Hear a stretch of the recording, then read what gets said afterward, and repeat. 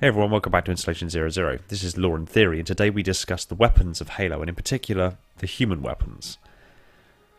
The events of Halo take place over 500 years in the future. Humanity has achieved wonders. We have spread throughout the stars and have settled over 800 worlds. We can travel faster than light across the galaxy using engines that create transdimensional portals into slipstream space, allowing us to cover light years of distance in hours or days, a feat which, while discussed during the 21st century, was something most never thought we'd be capable of. We've mastered fusion energy to exquisite levels, able to produce microfusion reactors that are man-portable.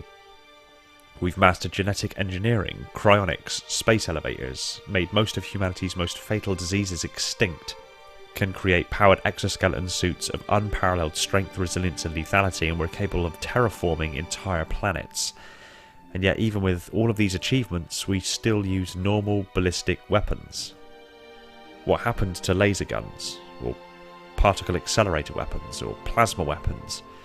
What happened to the plethora of energy-based weapons we are capable of producing now? Why have they not been miniaturized or developed further? In a nutshell, why has human weapons technology stagnated for over 500 years? 500 years ago, humans were using swords, daggers, battle axes, maces, clubs and the like. Projectile weapons were bows and arrows and crossbows, and actual ballistic weapons existed in the form of cannons and muskets.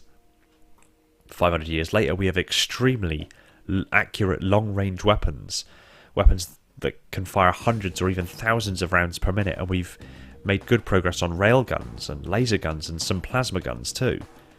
Yet 500 years in the future and we still have weapons spitting brass casings. Yeah, it looks cool, but why aren't we capable of more in the 26th century? Well, truth be told, it's actually a pretty impressive reason as to why. The technological innovation of the Shor Fujikawa Translight engine in 2291 sprung the human civilization into the spacefaring age, allowing them to travel beyond the Sol system. Half a century later, the United Earth government constructed its first line of colony ships led by Odyssey to initiate the expansion of human habitation, relieving the growing pressure of overpopulation on Earth and the off-world colonies across the Sol system, which had been humanity's primary concern and most existential crisis since the latter years of the 21st century. To manage governance in the extrasolar colonies as well as to ensure their security from pirates and other threats, the UEG established the Colonial Administration Authority and the Colonial Military Administration in 2310. As faster-than-light travel was still new and highly expensive, potential colonists were subjected to rigorous physical and mental testing to determine their suitability for the extrasolar colonization programs. As such, the colonists who formed the basis of the 210 first wave colonies settled before 2390 formed humanity's elite. These worlds would later be known as the Inner Colonies. Earth and the Inner Colonies soon became the political and economic basis for the UNSC as humanity began expanding to the Outer Colonies. For humanity at large, this was a time of unparalleled prosperity and optimism which has later come to be referred to as the Golden Age of human colonization. By the time the settlement of the Outer Colonies began, many of the initial difficulties of interstellar travel had been alleviated. By extension, the selection criteria of the colonists became far more lax, resulting in the populace of the outer colonies being far more varied than that of the prestigious inner colonies. Colonial expansion continued, and by 2490, UEG colonial space encompassed over 800 colonies in the Orion Arm, including planets, moons, asteroids, mining facilities and relay stations. The success of colonization of the outer colonies made the inner colonies the primary stronghold, both military and economic, though they relied heavily upon raw material supplied by the outer colonies. So between 2291 and 2490, humanity entered into a lasting peace. Humanity have a natural duality in that we long for peace but cannot escape our baser instincts for conflict and war, because, at least on an evolutionary scale, we are still a very young species and are still closely tied to the genetic and ancestral habits of survival, and have not yet grown enough as a species to evolve past petty conflicts. So for humanity to experience 200 years of peace is a massive accomplishment.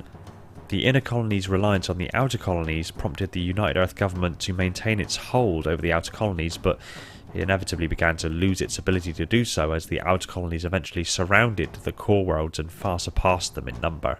The overbearing influence of the Earth government, enforced by the UNSC and initially the Colonial Military Administration, led to a growing sectionist sentiment among outer colony citizens.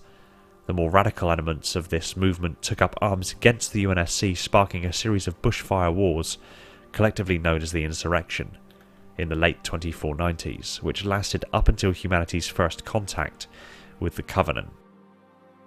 It was because of the 200-year peace and focus of humanity to unite under common cause and develop technologies to leave our homeworld and spread out amongst the stars was that powerful that development of weapons fell by the wayside. Instead, humanity focused their efforts on developing technologies relevant and helpful to the colonization efforts.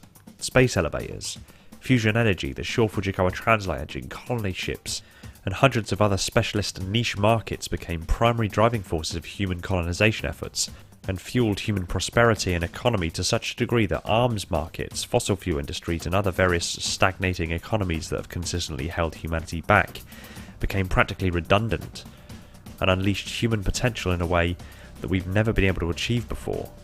This is why we use such quote-unquote modern weapons in the Halo universe, because we had no reason or desire to develop more advanced weapons technology during the 200-year peace, a period of time which came to be known as humanity's golden age.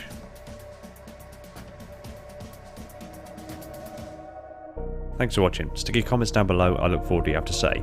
I want to give a quick shout out to my patrons, Sir Tenshi the Silent Cartographer, Brian, Sebastian, Holden and Defiant Alpha 117, the holders of the mantle, Justin, Darian, Ty, Black Biscuit, J Rabbit, Austin and Cameruptus, my reclaimers, Zach, Deep Cover, Verbal Statue, Spesigo, Spartan A498, Guppy, Josh and Evan, my Metarchs, and all the other patrons that have jumped aboard to support the channel.